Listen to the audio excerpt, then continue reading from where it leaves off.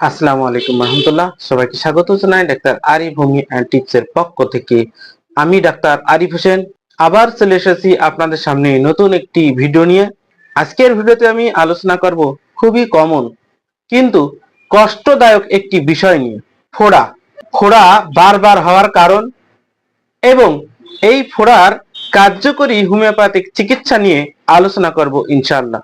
তার আগে আজকে আমার এই ভিডিওটি যারা নতুন দেখছেন তাদের উদ্দেশ্যে বলবো, আমি এখানে বিভিন্ন ধরনের রোগের সমস্যায় হোমিওপ্যাথিক চিকিৎসা এবং স্বাস্থ্য টিপস নিয়ে আলোচনা করে থাকি। আমার এই চ্যানেলটিকে অবশ্যই সাবস্ক্রাইব করুন এবং নতুন নতুন ভিডিওর আপডেট সবার আগে পেতে অবশ্যই বেল আইকনটি প্রেস করুন। বারবার ফোড়া হবার কারণ। ফোড়া সাধারণ ব্যাকটেরিয়া সংক্রমণে হয়। প্রধান কারণগুলো: শরীরে পরিষ্কার পরিচ্ছন্নতার অভাব, অতিরিক্ত ঘাম, ডায়াবেটিক্স ও শরীরের রোগ প্রতিরোধ ক্ষমতা কমে গেলে স্যাঁতসেঁতে বা নোংরা পরিবেশে ফোড়া হবার সম্ভাবনা থাকে। ফোড়াগুলো প্রথমে ছোট আকারে, শুরুতে লাল ফোলা, ফুসকুড়ি, ব্যথা এবং পরে পুঁজ জমে এবং অনেক সময় জ্বরও আসতে পারে। এখন জানাবো ফোড়া নির্মূলের জন্য কোন লক্ষণে কোন হোমিওপ্যাথিক ঔষধ প্রয়োগ করা হয়ে থাকে। যখন ফোড়া পেকে যাওয়ার মতো, স্পর্শতেই প্রচন্ড ব্যথা, শীতকাতর, পুঁজ হবার প্রবণতা, সেই ক্ষেত্রে পুঁজ বের করার জন্য হিপাসালফার 2x শক্তি 2 ঘন্টা অন্তর অন্তর খেতে হবে।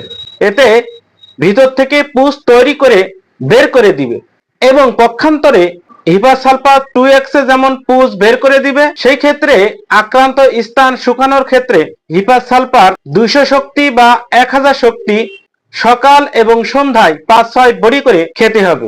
ক্ষত শুকাতে সাহায্য করবে। সাইলেশিয়া: পুরনো ফোড়া বারবার ফোড়া হলে বা পুঁজ বের হতে চায় না, তবে ব্যথা কম, শরীর ঘামে, বিশেষ করে হাত এবং পা। সাইলেশিয়া 6 শক্তির ঔষধ 2 ঘন্টা অন্তর অন্তর খেতে হবে। 24 ঘন্টার ভিতর আশা করি ফোড়া পুঁজ তৈরি হয়ে বের করে দিবে এবং সাইলেশিয়া 200 শক্তি 5-6 বড়ি করে সকাল সন্ধ্যায় 2 বার করে খেতে হবে। পুঁজ যেমন বেরিয়ে যাবে এবং ক্ষত শুকাতে সাহায্য করবে। 2 থেকে 3 দিন খেতে হবে। বেলেডোনা: হঠাৎ ফোড়া শুরু হলে, জ্বর, আক্রান্ত স্থান লাল, মাথা গরম, সেই ক্ষেত্রে বেলেডোনা 30 শক্তি 4-5 বড়ি করে 3 থেকে 4 বার 3 দিন খেতে হবে। আর্নিকা মন্টনা: যাদের বারবার ফোড়া হয় এবং আঘাত লাগার কারণে ফোড়া হলে আর্নিকা মন্টনা এই ওষুধটি ভালো কাজ করে। আর্নিকা 30 শক্তি 5-6 বড়ি করে 3 থেকে 4 বার 3 দিন খেতে হবে। তাছাড়া ফোড়ার ক্ষেত্রে মার্কসল, থুজা, নাইট্রিক অ্যাসিড ফোড়ার স্থানে গরম সেক দিতে হবে। গরম পানি দিয়ে জায়গা পরিষ্কার করে রাখতে হবে। তবে কখনোই নিজে নিজে ফোড়া চাপ দিতে যাবেন না, এতে ইনফেকশনের সমস্যা হতে পারে, ফলে জটিল আকার হতে পারে। ডায়াবেটিস রোগীদের ক্ষেত্রে অবশ্যই সাবধানতা অবলম্বন করতে হবে। সঠিক সময় হোমিওপ্যাথিক চিকিৎসাতে ফোড়া খুব সহজেই নির্মূল করা সম্ভব হবে। আজকে আমার এই ভিডিওটি যদি ভালো লাগে অবশ্যই লাইক দিন, কমেন্টে জানান কোন ধরনের ফোড়া এবং কোথায় ফোড়া হয়েছে।